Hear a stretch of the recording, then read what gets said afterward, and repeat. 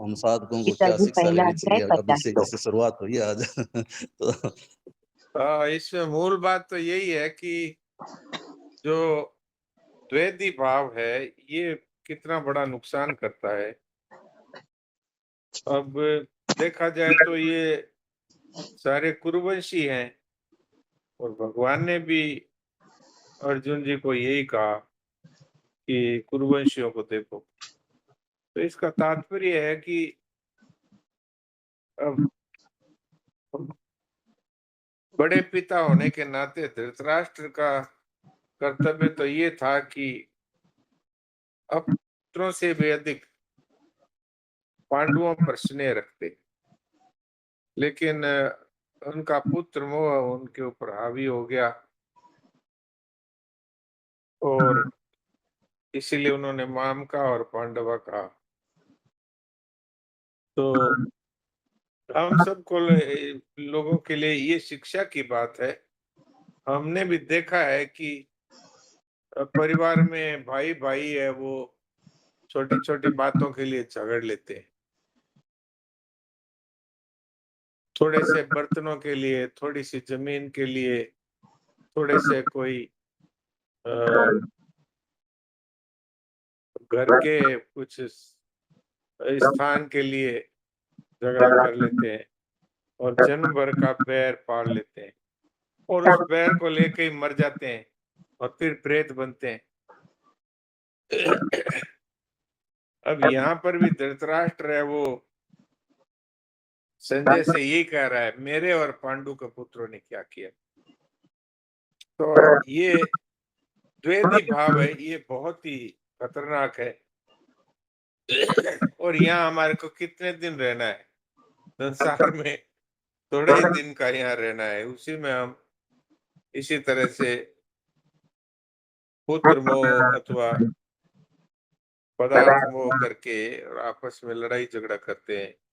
अब ये आप देखिए कि भगवान कृष्ण ने लड़ाई न हो इसके लिए इतना कह दिया कि भाई आप 5 गांव दे दो बस। तो कहे नहीं, वो भी नहीं देंगे।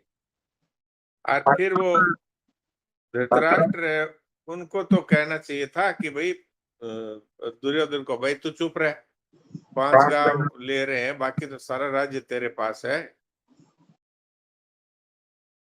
बल्कि ये कहना चाहिए कि ये सबसे बड़े होने के कारण युधिष्ठिर हैं, यही राज्य के अधिकारी हैं। लेकिन ये सब नहीं कह करके, और इतने सारे पांडवों पर अत्याचार होते हुए देखता रहा धृतराष्ट्र। तो ये मोह की महामहिमा है। मनुष्य अपने और पराये के भाव के कारण से, और अपने पुत्र के प्रति मोह के कारण से उसके अन्याय को भी सहन करते रहे। तो परिणाम क्या हुआ देख लीजिए कि 100 के 100 मर गए, और 5 के 5 ज्यों के त्यों रहे। क्योंकि जहां पर धर्म है वहीं पर विजय है, जहां भगवान है वहीं पर विजय है। तो हम लोगों के लिए ये शिक्षा की बात है कि थोड़े समय के लिए हम लोग धरा पर आए हैं, और इसमें द्वेष और राग इत्यादि करके, और फिर नरकों में जाने की तैयारी क्यों करें। आज तक जो हुआ सो हुआ। अगर भाइयों में कहीं अगर द्वेष है या आपस में है, तो जाके, और चाहे गलती उनकी है कि अपनी है, अपनी गलती मान करके और आपस में सुलह कर लेनी चाहिए, और प्रेम का व्यवहार करना चाहिए। ये मूल बात आज के इस प्रसंग से समझ में आती है।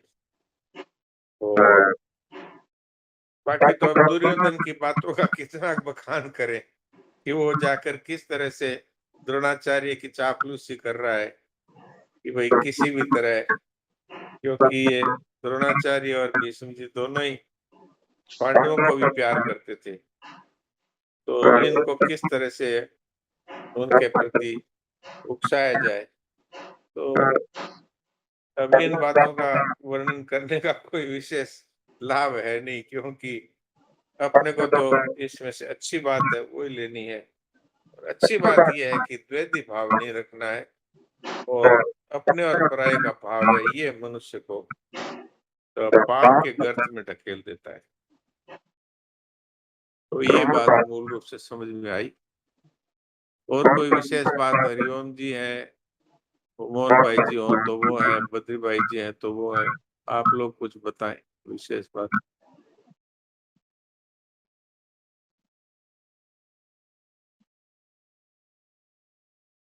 हाँ जी दिनेश जी, बताओ अपने सबकी तरफ से आपके क्या भाव है।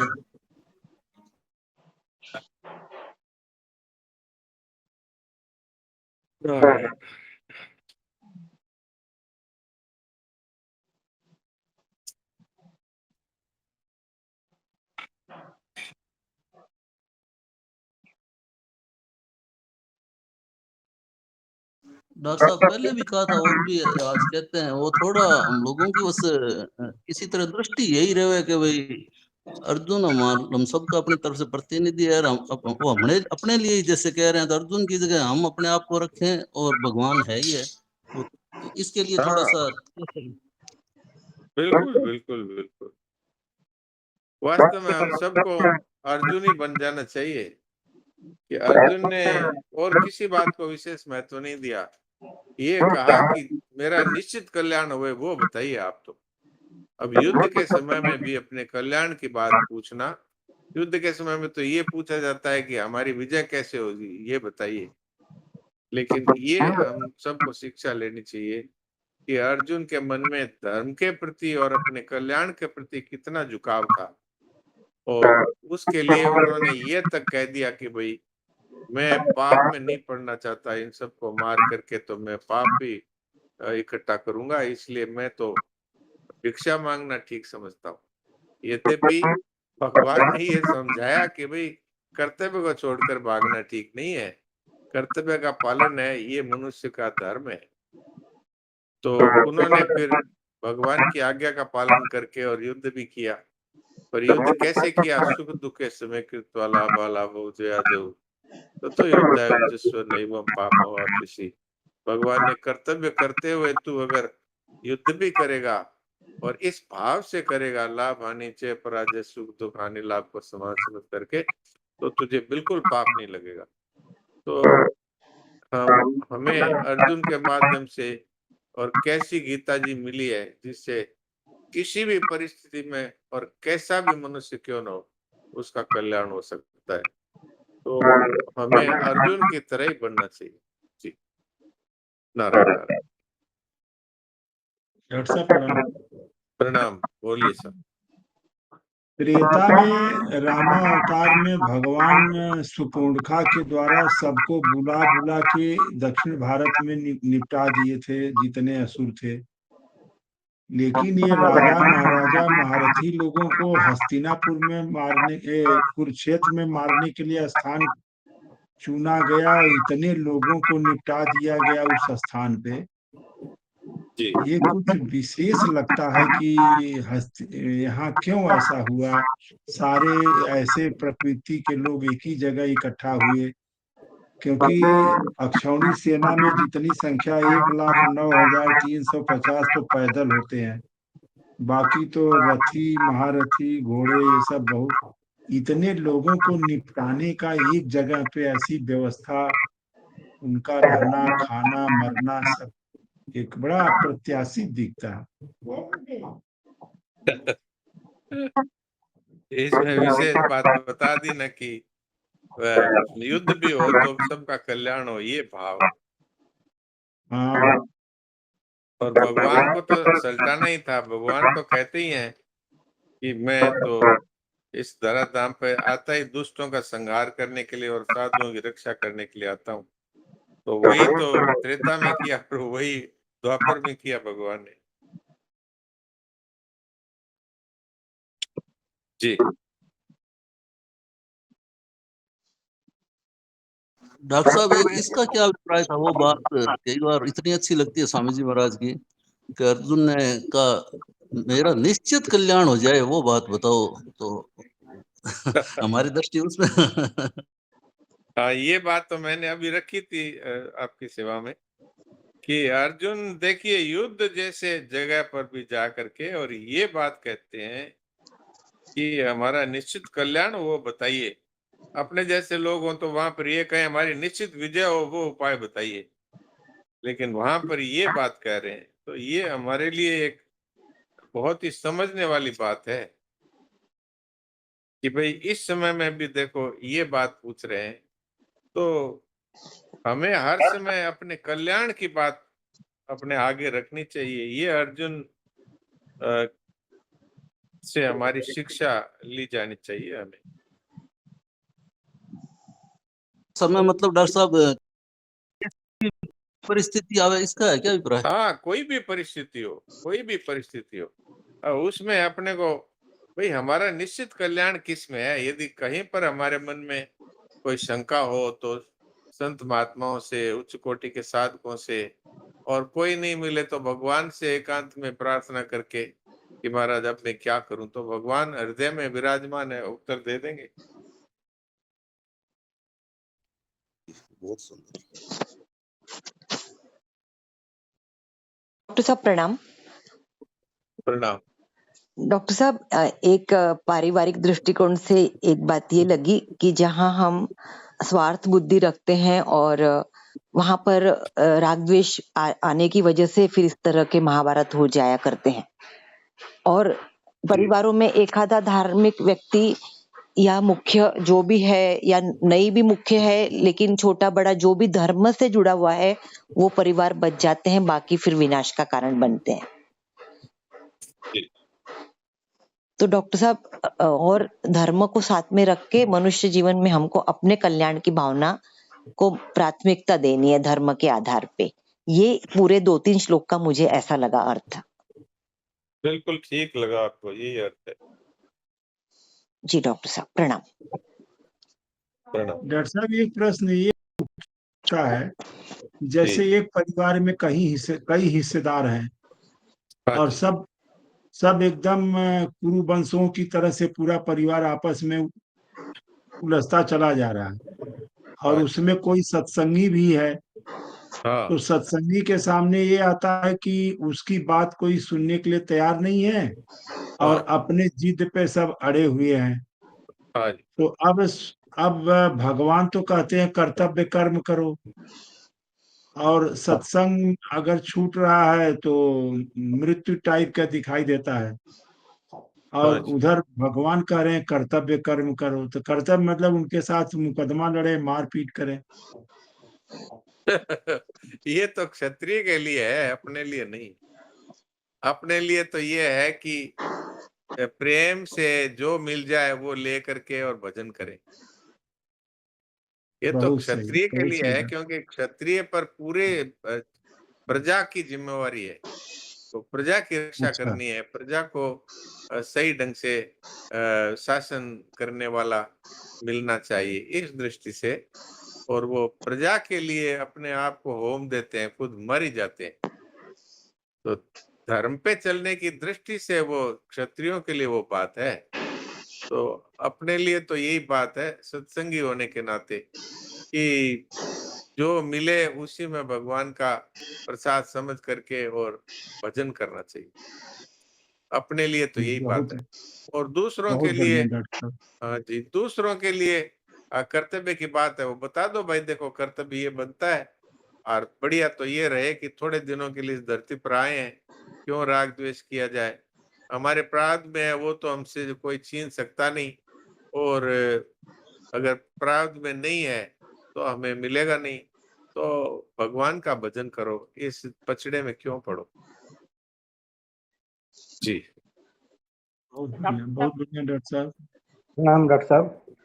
प्रणाम प्रणाम। बहुत बहुत सुंदर विश्लेषण हुआ। मुझे तो एक बात याद आ रही है इसमें, ये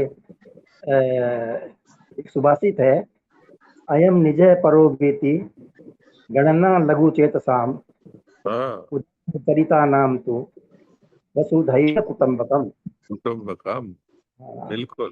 ये अयम निज अयम, ये मेरा है, ये पराया ये है। मेरा है, ये दूसरे का ये है। गणना बहुत ही तुच्छ लोगों की है, दृष्टि जो इनकी बहुत ही संकीर्ण होती है, ये हाँ उनकी है। ये मेरा हाँ पराया यदि भाव। तो हाँ लेकिन जो हर चरित्र के लोग होते हैं जिनका मन उदार होता है, तो हाँ उनको तो पूरी वसुधा वसुधैव कुटुम्बकम। यहाँ जो हाँ, तू बिल्कुल शब्द है, उदार चरितराम बिल्कुल तू वसुधैव कुटुम्बकम, ये मुझे बहुत बिल्कुल अच्छा लगता बिल्कुल है इसका। बिल्कुल। नारायण नारायण। नारायण। डॉक्टर साहब प्रणाम। हाँ जी, प्रणाम। बोलिए वंदना जी। हाँ, आज गीता का पहला श्लोक पढ़ते थे मेरे मन में एक बात आई। जैसे हमने सुना गीता जी भगवान श्री कृष्ण जब सुना रहे थे तो एक तो अर्जुन सुन रहे थे, एक ध्वजा पे हनुमान जी विराजमान थे तो वो हनुमान जी महाराज जी ने सुनी। तीसरे धृतराष्ट्र के मंत्री होकर संजय को यह सुनने का इतना सौभाग्य मिला। मतलब ये उनका ऐसा क्या था जो उनको सुनने का सौभाग्य मिला जो इतने लोगों के बीच में। तो मतलब ये मेरे मतलब पता नहीं, मतलब एक तो ऐसे ही प्रश्न उठा जिज्ञासा, एक तो पता नहीं क्यों कि अर्जुन को तो भगवान ने सुना ही, महाराज हनुमान जी महाराज जी उनके ध्वजा पे थे, उन्होंने सुना, लेकिन दिव्य दृष्टि संजय को ही मिली, वो भी धृतराष्ट्र के मंत्री को। इतने लोग थे धृतराष्ट्र के इसमें, लेकिन संजय के मंत्री को ही मिल या धृतराष्ट्र के मंत्री को ही वो दिव्य दृष्टि मिली, जिससे वो उन्होंने पूरी गीता हनुमान कृष्ण जी के कहते, जो लास्ट के श्लोक में आता है ना, उन्होंने साक्षात कृष्ण जी को कहते हुए सुना। ये जो लास्ट की लाइन पढ़ती हूँ या शुरू का ये पढ़ती हूँ तो मेरे को मन में ये चीज बहुत सी आती है कि क्यों भगवान ने उन पे इतनी बड़ी कृपा करी। हमारे तो ये मन में आनी चाहिए कि हमें सुनने को मिल रही है। हम पे पूरी कृपा है ही, जो इस कलयुग में भी हमें बार बार गीता पढ़ने का मौका मिल रहा है और आप जैसे संतों से समझने का मौका मिल रहा है। हम लोगों की बड़ी भगवान भगवान की हम पर बड़ी कृपा है कि जो संजय को दिव्य दृष्टि मिली और जो सुनने को बातें मिली वही हम लोगों को मिल रही है। हमारे तो इसके ऊपर आनंद होना चाहिए और केवल सुनना ही नहीं चाहिए। जिस तरह से उन्होंने इसका पालन किया अपने जीवन में, वैसे हम भी इसको अब जीवन में उतारें। गीता सुगीता कर्तव्य, हमें गीता जी को अपने जीवन में उतारना है, यही सुगीता करना है। प्रभु ने आप हाँ, लोगों के सानिध्य में ला दिया है तो वो भी हो ही जाएगा कोशिश से, नहीं तो अपने बस वही कर अपने रहे। कोशिश करनी चाहिए और तो हो तो जाएगा ही, भगवान की कृपा है। जी जी, आपके वही भगवान की कृपा से आपके सानिध्य, आप लोगों के सानिध्य में आने का मौका मिला और आगे भी प्रयास रहेगा ही। राधे राधे। हाँ जी, सुषमा जी क्या बोल रही थी? आगे जो बोले थे डॉक्टर साहब कि जैसे अब घर में सो या परिवार में लोग या अपने समाज में वो जिसकी सोच बहुत आपने बोला कि अगर वो धन वो क्षत्रिय लोग ये सब देखने के लिए, लेकिन घर में भी लोग कितने होते हैं कि उनका विचार हम नहीं बदल पाते हैं, लेकिन वो मैं बहुत माफी भी कर देती हूँ, माफ कर देती हूँ, या मैं सोचती चलो अभी इसमें ऐसे कर लो, चलो जो होगा जो तुमको करना है वो कर लो, तुमको जो लेना है ले लो। लेकिन कोई कोई ऐसे व्यक्ति होते हैं डॉक्टर साहब कि वो हमेशा कुछ ना कुछ गलत ही करना चाहते हैं जिससे कि अगला हमारे को कुछ दुख और मैं कुछ बोलूं, तो उस हाँ, समय तो मैं उनका उनका काम ये है कि वो आपको कुछ तो चुभोते रहते हैं और आपका काम ये है कि उनको क्षमा करते रहें, और अगर अपने उद्धार का उपाय यही है। डॉक्टर साहब यही तो करते हैं लोग, लेकिन हमारे घर में भी ऐसे लोग हैं, तो मैं तो करती हूँ, लेकिन मेरे फैमिली में भी करते हैं लोग कुछ, कभी कभी तो डॉक्टर साहब तो वो मन तो खिन्न होता ही है, लेकिन हाँ, तो होता मैं है, जैसे तो उतनी गलती होती है तो उतना दुख पाते ही हैं हम। अपने तो हाँ ये वो है कि उमा संत की यही भलाई, मंद कर हाँ, सो करे भलाई। उमा संत की यही बढ़ाई, मंद कर सो करे भलाई। अपने तो उद्धार करना है, थोड़े दिन के लिए आए हैं, सबको यहाँ से रवाना हो जाना है, तो बैर भाव लेकर के कहाँ जाएंगे? नहीं हाँ और वही कोई और हमारे कोई मन और की बात कोई यही है कि हमारा बैर भाव कोई कोई लेकिन हमारा अगला बुरा नहीं कर नहीं सोचता है सकता। डॉक्टर, अगला नहीं जरा सोचता है, वही जरा थोड़ी जरा सी दुख होती है। सुन लीजिए थोड़ा, सुन लीजिए। हाँ सुन लेते हैं।